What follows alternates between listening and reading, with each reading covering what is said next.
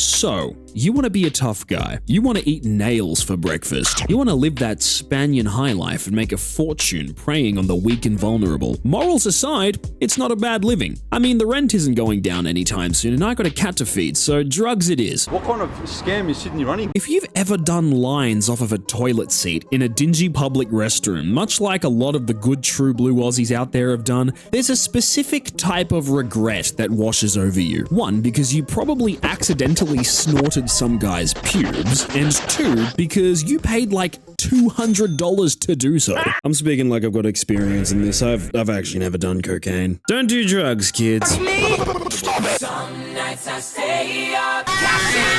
This motherfucker takes naps. I don't trust people who take naps, dude.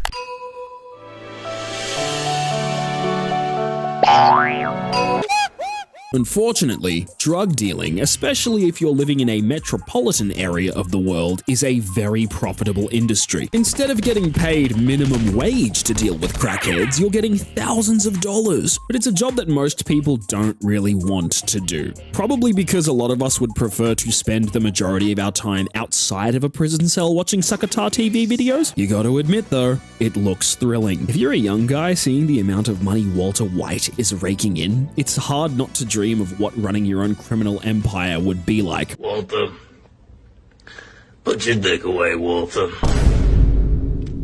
I'm not having sex with you right now, Walter. Luckily, you don't have to anymore, because some guy named Tyler made a game where you can. Schedule 1 is a drug dealing simulator where you run your own drug empire. You move to Frankston, Victoria, and start cultivating a supply of premium narcotics and a loyal customer base. Do not be fooled by the graphics. I understand it looks like it was made by the same person who made Citizen Burger Disorder over 10 years ago now, but what it lacks in charm, it makes up for in gameplay. Working your way from the bottom to the top in this game is extremely satisfying to do. Though, believe it or not, it's not actually all that action-packed. I mean, don't get me wrong, it's fun to run around after hitting the crack pipe and start slashing people with a machete, but that's not where this game shines. To put this in Breaking Bad terms, you're not exactly playing through Ozymandias. You're more so playing through the montage scenes where the business just runs as usual. To put this into Fortnite terms, you're not exactly dropping onto tilted towers during a build battle. You're just vibing at the edge of the map farming mats. It just so happens that your mats are meth.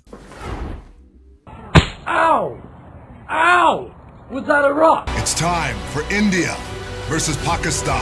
From the moment you wake up to the moment you go to sleep, you are building up your empire piece by piece. And it's kind of addictive. There's something about riding around town on a skateboard and working your way up from rags to riches that quite literally glued my hands to the keyboard. I mean, they're stuck.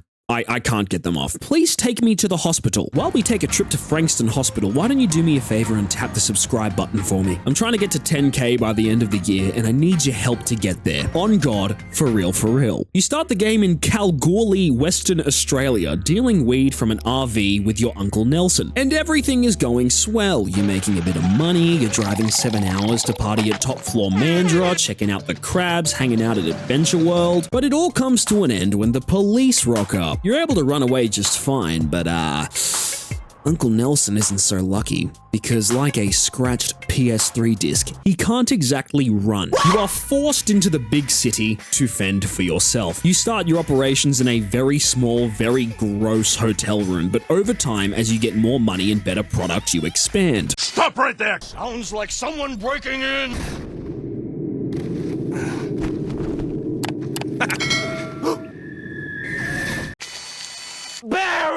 Naturally, the first thing I did after life threw a wrench in my plans, as one tends to do in Frankston, Victoria, was gamble all my money away. The slot machines are broken, so you can literally sit there with an auto clicker and leave the game on overnight, and you'll get anywhere between $300,000 and $700,000. Now, you can argue that by doing this, you're technically exploiting the game, but you see, it doesn't count when I do it, because I just lose whatever I've made on Ride the Bus, not 2 hours after I've been paid. But even if you did exploit the casino for all it's worth like I did, you still have to launder that money. Because knock knock, who's there? It's the ATO, and they want to squeeze every drop of milk out of you like a cow. And when they're done, they're gonna throw you in prison, where whatever milk you have left will be extracted from your balls. There are a a few businesses you can purchase from Ray's Realty. Yeah, I'm seeing some parallels to the real estate hellscape that is my home. What kind of scam is Sydney running? And you can use these businesses to launder small amounts of cash into your bank account, because when you're not playing Breaking Bad, Ozark is a good substitute. There are 3 different types of narcotic you can cultivate in this game: grass, glass, and Coca-Cola. On top of this, there are many different strains with a lot of different mixes. You might be thinking that when I say there are a lot of different mixes, I'm talking like 70,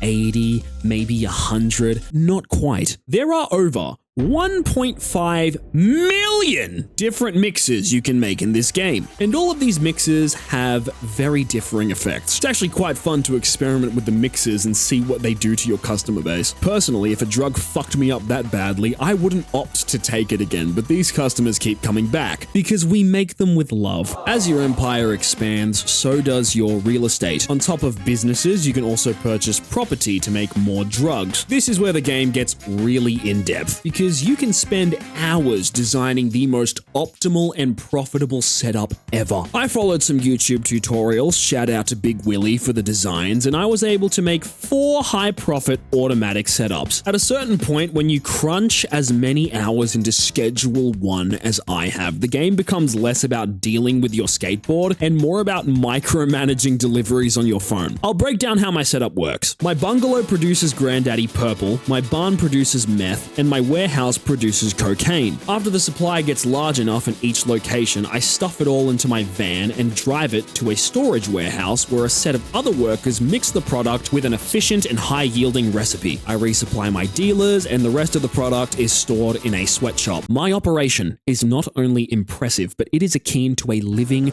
breathing machine that just prints money. And with money, then you get the power. And with the power, then you get the women. I'm about to donate 10 grand to Kaylee Games because I can. Who goes stop me? I run these streets, fool. And if I want to donate 416,000 bits to a streamer who has spent more time playing Bug Snacks than being employed, I will.